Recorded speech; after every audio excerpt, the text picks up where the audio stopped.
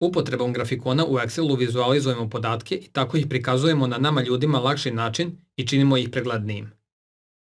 Mnogo je lakše videti i razumeti razlike u podacima kada su vizualno prikazani. U Excelu postoji mnogo vrsta i podvrsta grafikona, a mi ćemo obraditi neke od njih koji se najčešće koriste. Pie chart je možda i najpoznatiji grafikon i njega uglavnom koristimo da bismo upoređivali raspodelu ukupne sume. Line chart je odlično rešenje kada želimo da vidimo promene u vrednostima, na primjer iz meseca u mesec.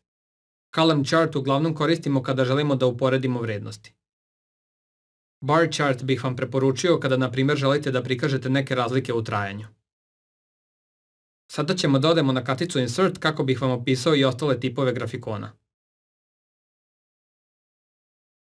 Pored ovih postoje još i Area chart koji je zgodan za prikaze promena kroz vremenske periode. Scatter i Bubble chart su zgodni za prikaz relacionih podataka. Stack Surface i Radar, odnosno grafikoni za prikaz deonica, površinski prikaz, kao i radarski prikaz. Combo chart se koristi kada imate više različitih vrsta podataka koje želite da stavite u isti grafikon, dok Pivot chart koristimo za sumiranje i prikazivanje komplikovanih podataka. Hajde da primenimo neke od ovih grafikona, kao i da vidimo načina na koje možemo doći do ovih opcija. Iz naše tabele obeležit ćemo kolonu sa nazivima gradova, pritisnuti i držati Ctrl i obeležiti i kolonu sa ukupnim godišnjim prihodima. Da bismo na osnovu ovih podataka prikazali grafikon, možemo otići na karticu Insert i odabrati neki od grafikona o kojima smo pričali. Ili jednostavno kliknuti na opciju Recommended Charts koja nam nudi neke od grafikona koji su ponuđeni na osnovu naše selekcije.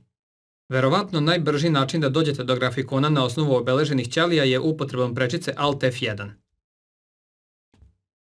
Automatski ćemo napraviti grafikon, u ribonu će nam se pojaviti dve kartice u kojima možemo da formatiramo naše tabele, kao i da promenimo tip grafikona ukoliko nismo zadovoljni postojećim. Odabrat ćemo Change Chart Type i kada nam se otvori novi prozor, odabrat ćemo na primjer 3D bar prikaz našeg grafikona. Kliknut ćemo na OK i kao što vidite naš grafikon je promenjen. Sada ćemo da pritisnemo Delete kako bismo obrisali ovaj grafikon i napravili novi na osnovu druge selekcije iz naše tabele. Kada imate tabelu koja ima ukupne vrednosti, bitno je da ne obeležite i njih uz vrednosti koje ih čine, jer će onda ostale vrednosti biti veoma male u odnosu na ukupne i neće biti lepo prikazane na grafikonu. Dakle, ovo ne znači da uopšte ne ubacujete ukupne vrednosti u grafikone, već da ne bi trebalo da ih ubacujete zajedno sa vrednostima koje ih čine. Obeležit ćemo gradove, mesece, kao i sve vrednosti osim ukupnih vrednosti.